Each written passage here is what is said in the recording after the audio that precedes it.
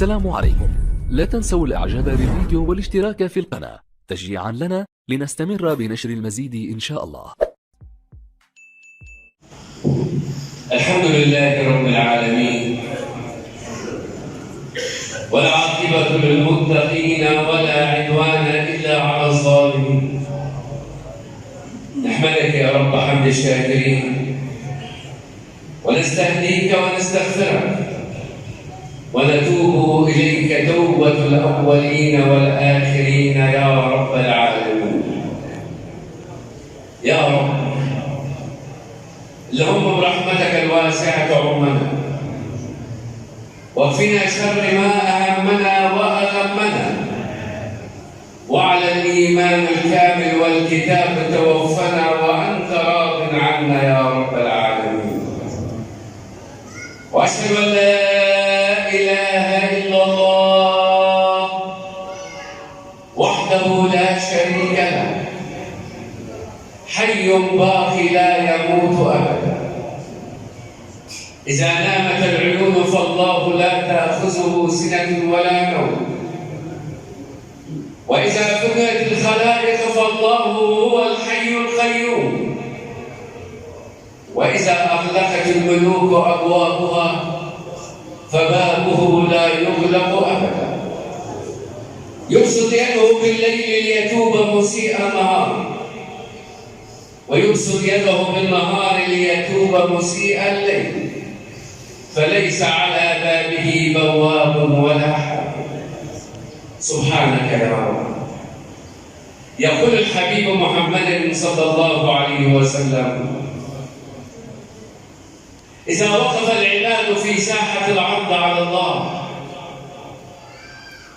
كان للعبد المؤمن عند ربه شفيعان.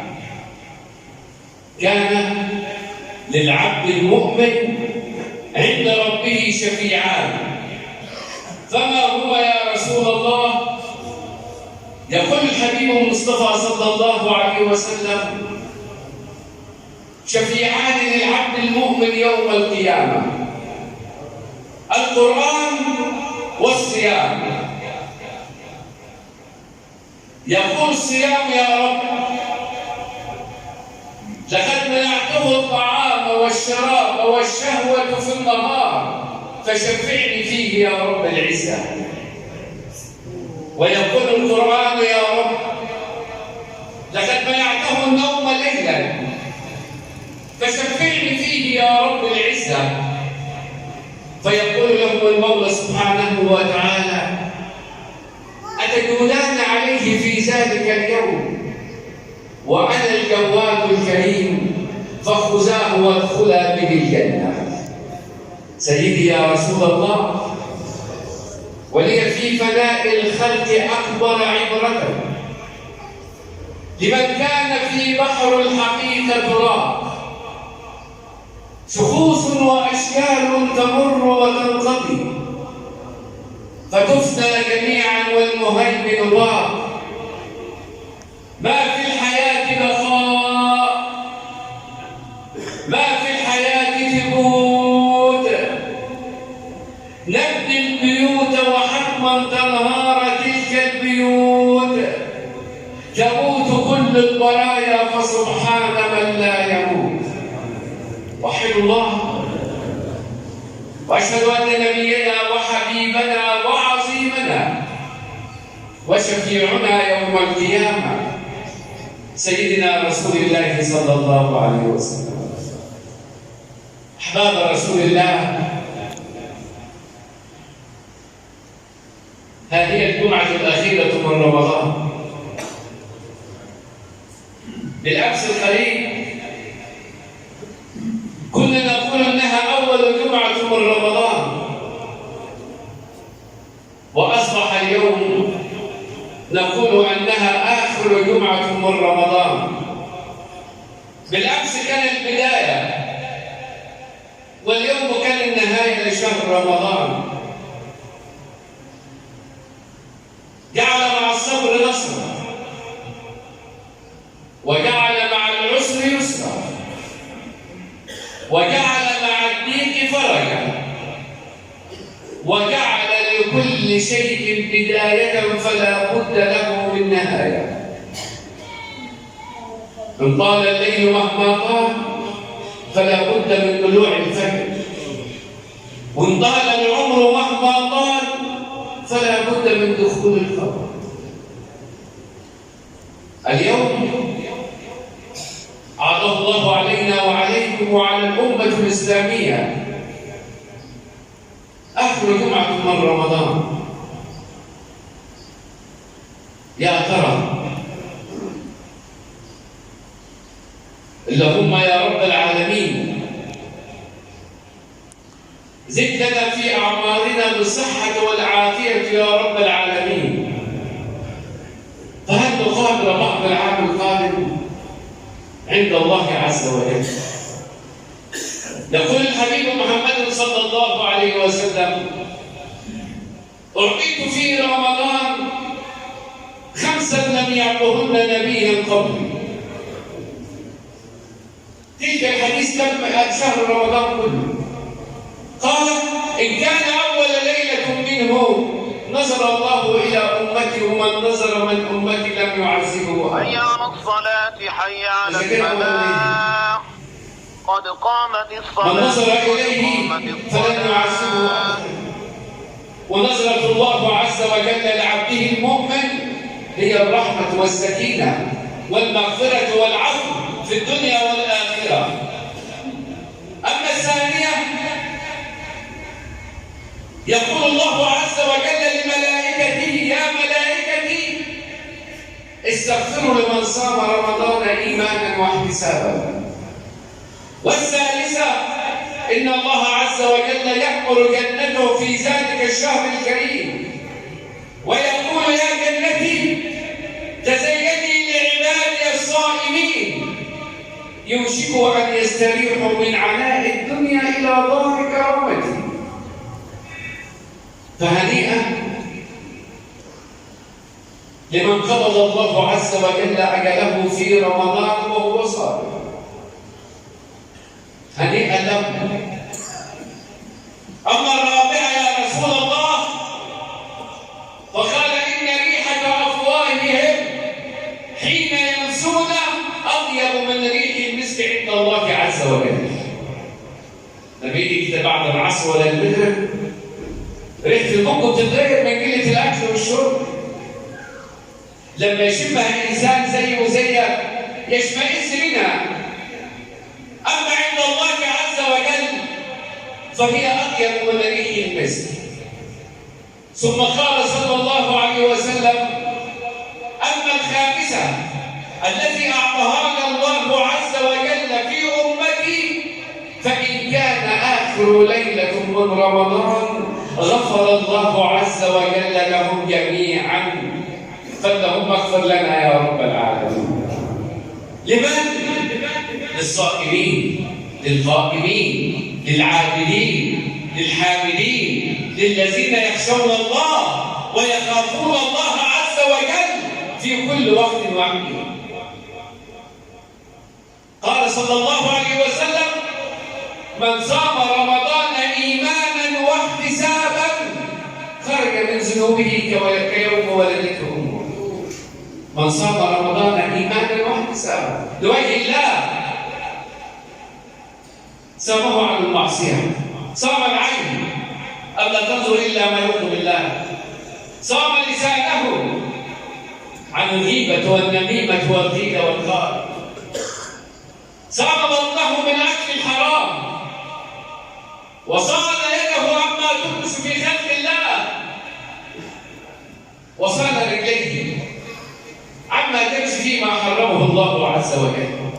ولذلك يقول الحبيب محمد صلى الله عليه وسلم: كل عمل ابن آدم له وحيد الله.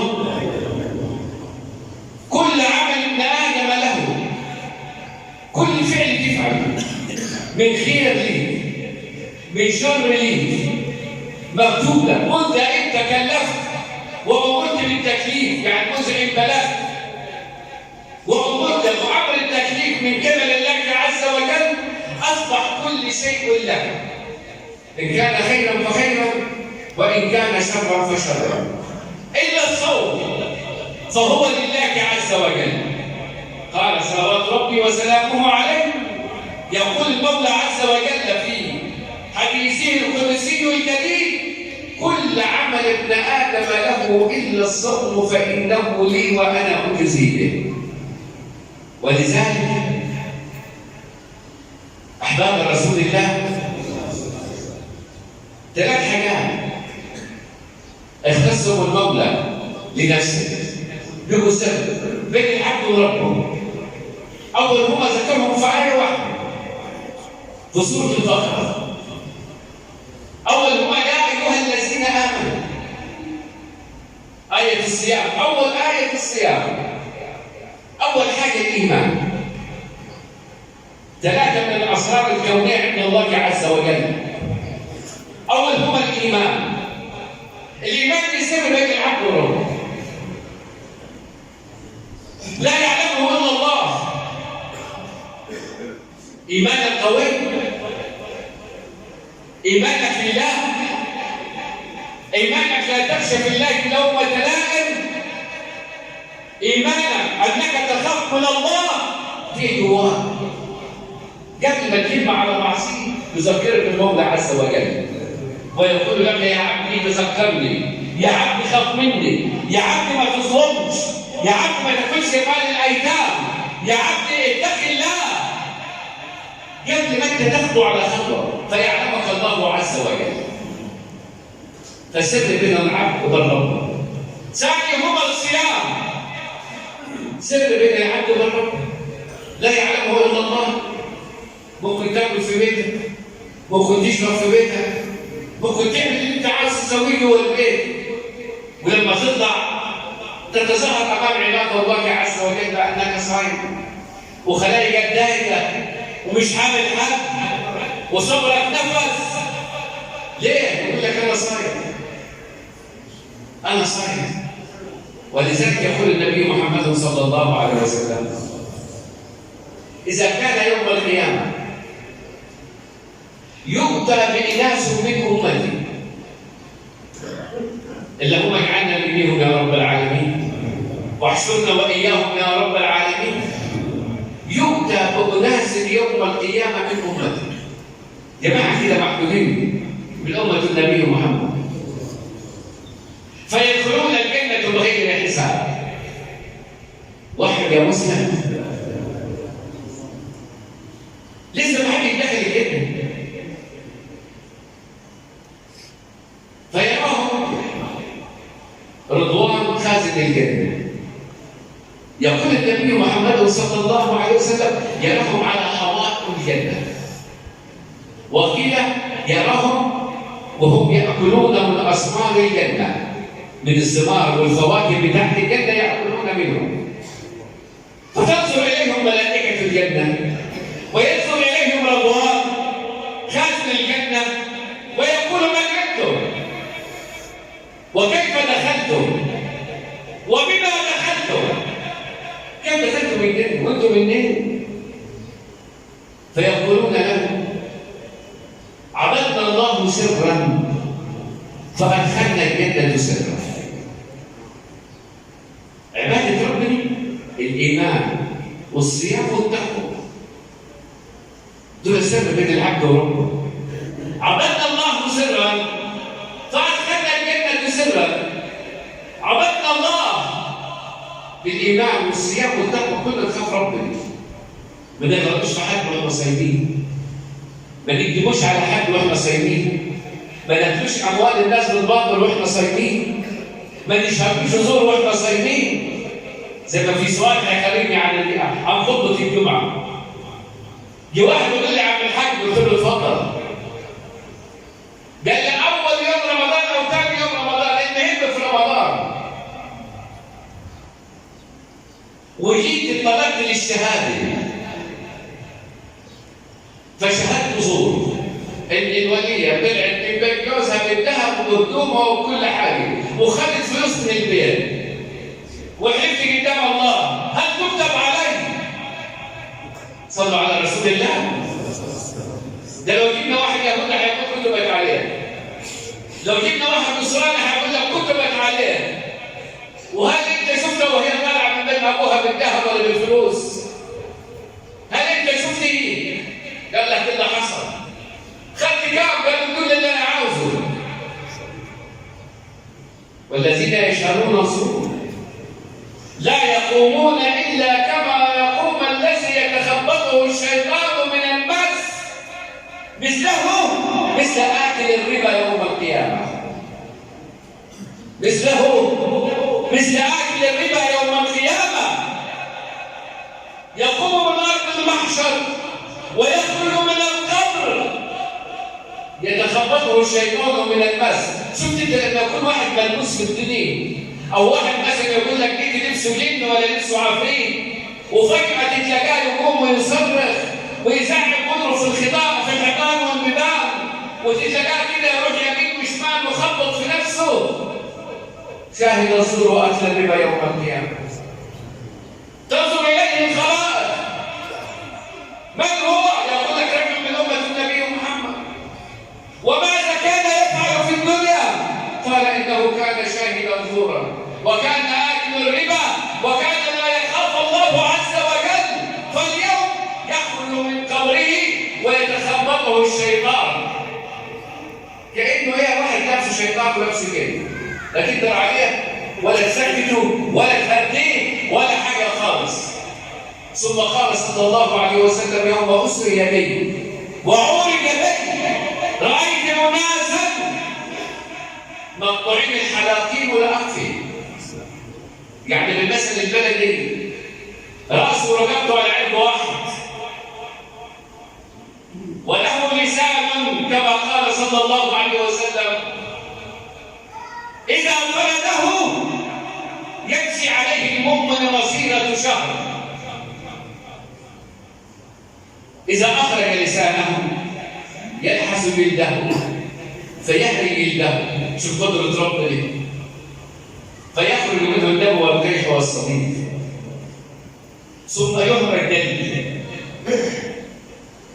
فيبدله الله عز وجل جلدا غيره ثم يلحسه ثم يهديه ثم ينزل منه اللبن وقيحه حتى تشمئز منه أهل النار فيقولون من هو أو من هؤلاء؟ هؤلاء من أمة النبي محمد كان يشهدون الزور بين الناس ويحلسون باليمين. يا عم شيل وحمل وحط في جيبك، ولما تروح عند الله يوم لا ينفع مال ولا بنون إلا من أتى الله بقلب سليم. يا جماعة الكفن ملهوش ديون، الكفن ملهوش ديون، اللي خدته هتدفعه. الراجل ايه بس مش فلوس، لا ده من حسناتك. المفلس يوم القيامة يؤتي وهو من ليس معه لا درهم ولا دينار. وخدت من دي وخدت من دي وكتبت على دي وشدت على دي وكلت باطل كتير وظلمت الناس بس معهوش فلوس، لا في محامي ولا في شهود ولا في حد يسلفك ولا في حد يغفر لك، مفيش خالص، مفيش غير الحسنات بتاعتك. خلصتها راحت الناس، مفيش غير السيئات. وروح ياخدوا من الراجل اللي ظلمته من سيئاته تتحط على سيئاتك، ما خلصت الرصيد بتاعك نفس، ما عندكش فلوس.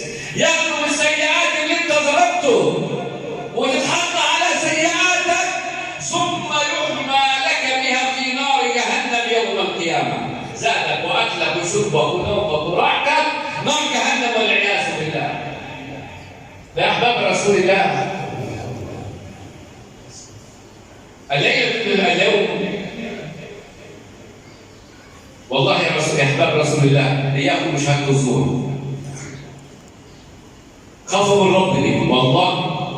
الراجل بيقول السؤال وهو كانه يعني قبض الدنيا وما عليها، اديله فلوس كتير. انت عارف بيقول ايه الراجل ايه؟ الفلوس اللي خدتها تعيش في شهر رمضان باشا، وبعد رمضان الله يفتح علينا وعليكم، وبعد رمضان يا ابن آدم تزود من التقوى فإن بد من يوم وترد فيه الودائع، أو كما قال التائب من ذنب حبيب الرحمن فتوبوا إلى الله عز وجل واستغفروه. والصلاة والسلام على أشرف الخلق وحبيب الحق سيدنا محمد صلى الله عليه وسلم.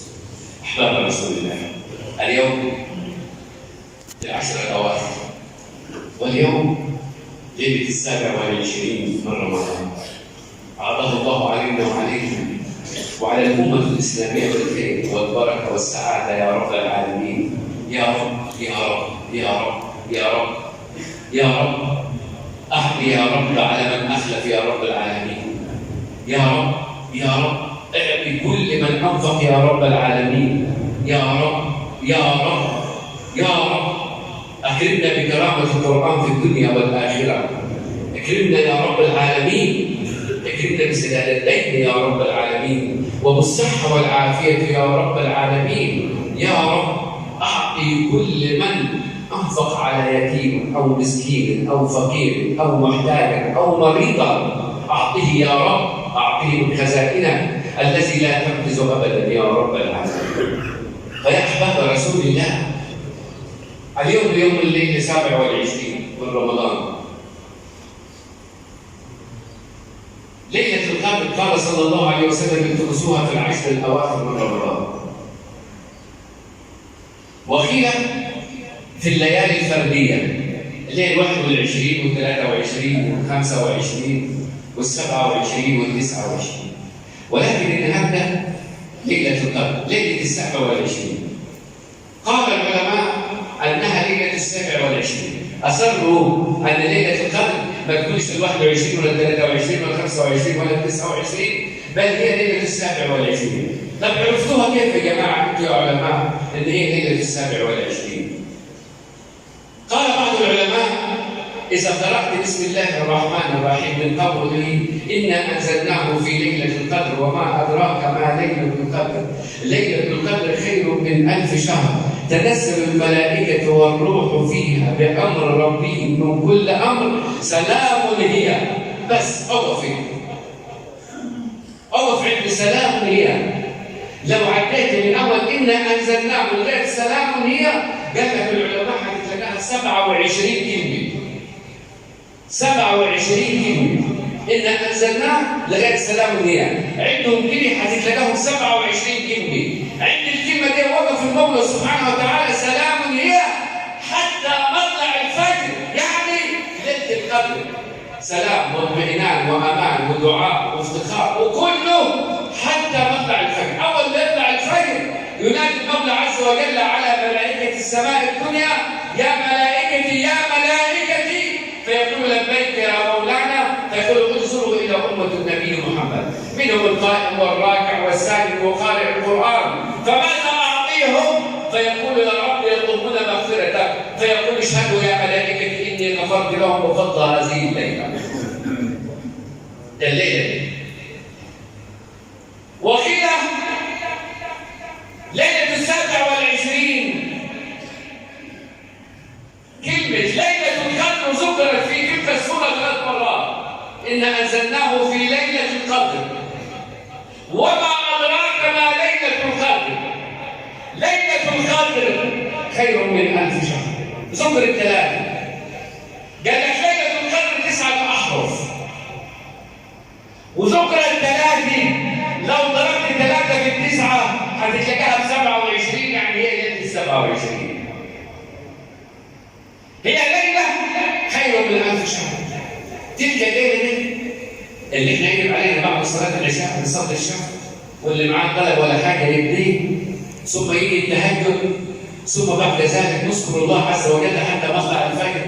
قال فيها المولى سبحانه وتعالى: ليلة خير من 1000 شهر. ولذلك يقول النبي محمد صلى الله عليه وسلم: عندما عرج بي رأيت ملائكة الله عز وجل، منهم القائم ومنهم الراكع ومنهم الساجد ومنهم جلستين، ومنهم اللي يسبح ربنا ويستغفره ويصلي عليه ويذكر الله، ملائكة الله من السماء الأولى إلى مدى لا يعلمه الله عز وجل من الملائكة. فدعا الله عز وجل أن تكون أمته مثل ما يعبدون الملائكة لله عز وجل، مثل عبادتهم لله عز وجل. فقال له المولى عز وجل: ماذا تريد يا محمد؟ قال: أريد أن تكون أمتي مثل ملائكتك يا رب العالمين. اسمع يا واحد، يعني مش بالصلاة ولا بالصوم. فربنا سبحانه الله وتعالى قال له: لأمتك يا محمد عبادة مثل عبادة الملائكة في الصلاة. وتتلاقى سبحان الله الملائكة منهم القائم وانت بتقوم وبتقرا الفاتحة والسورة، ومنهم الراكع وانت بتركع، ومنهم الساجد وانت بتسجد، ومنهم اللي قاعد بين السجدتين، ومنهم اللي بيقول التحيات بالله والطيبات. كل ما هو عبادة للملائكة جعله الله في جبتي، يعني بتصلي لله عز وجل. وإيه كان يا رب؟ قال: ودعاء ليلة القدر واستغفار ليلة القدر، كلها بتستغفر الله الملائكة، وكلها بتدعو الله، وكلها بتتأمل على أمة النبي محمد. فقال له: يا محمد إن ليلة القدر هي عبادتها كما يعبد العبد من أمتك 83 سنة و4 شهور. اللي يقوم الليلة دي، اللي يذكر الليلة دي، اللي يستغفر ربنا في الليلة دي كأنه عمل المولى عز وجل ليلا ونهارا 83 سنة و4 شهور في ليلة واحدة. شوف فضل الله على أمة النبي محمد. ولا يبقى لنا إلا زكاة الفطر. الزكاة واجبة على كل مسلم ومسلمة، حر كان أو عبدا، ذكرا كان أو أنثى، صغيرا كان أو كبيرا. وقيل العلماء يجب على الرجل الموسر، يعني اللي عندي ربنا ودانه يخرج، والفقير يخرج. انت اديتني زكاة يجب عليه ان انا اطلع منها لو اقل القليل، عشان خاطر اعرف الرجل الغني اللي مش بيدفع ان انا فقير ودفع. الزكاة لا تسقط الزكاة إلا عن الرجل الذي رفع عنه التكليف، فهي 35 جنيه 35 جنيه عن كل فرد. واللي عاوز يسأل في الزكاة فأي وقت بعد الظهر بعد العصر احنا بنقعد ويسأل كيفما شاء. فيا رب اللهم عد علينا هذه الأيام بالخير والبركة والسعادة يا رب العالمين. اللهم عد علينا وعليكم يا رب العالمين تلك الأيام بالصحة والعافية يا رب العالمين. اللهم اكرمنا بكرامة القرآن في الدنيا والآخرة يا رب العالمين. اللهم اكرمنا بكرامة القرآن في الدنيا والآخرة يا رب العالمين. اللهم احلف على من أنفق يا رب العالمين. اللهم احلف على من أعطى يا رب العالمين. اللهم احلف على من تصدق يا رب العالمين. اللهم احلف على من تزكى يا رب العالمين. اللهم احلف على من أطعم الفقراء والمساكين يا رب العالمين. اللهم احلف على من راض اليتامى يا رب العالمين. اللهم احلف يا رب العالمين على من أعطى شيئا لعلاج أمتك يا رب العالمين، أو أعطاه إلى محتاجا أو مريضا أو يتيما أو ناقصا أو أرملا، فاللهم اخلف عليه يا رب العالمين. اللهم زده يا رب العالمين. اللهم بارك فيه يا رب العالمين. اللهم ادخله الجنة مع الأنبياء والصديقين والشهداء يا رب العالمين. اللهم تقبل صيامنا وصلاتنا وزكاتنا وقيامنا وركوعنا وسائر أعمالنا يا رب العالمين. ربنا آتنا في الدنيا حسنة وفي الآخرة حسنة وقنا عذاب النار. وصلى اللهم على سيدنا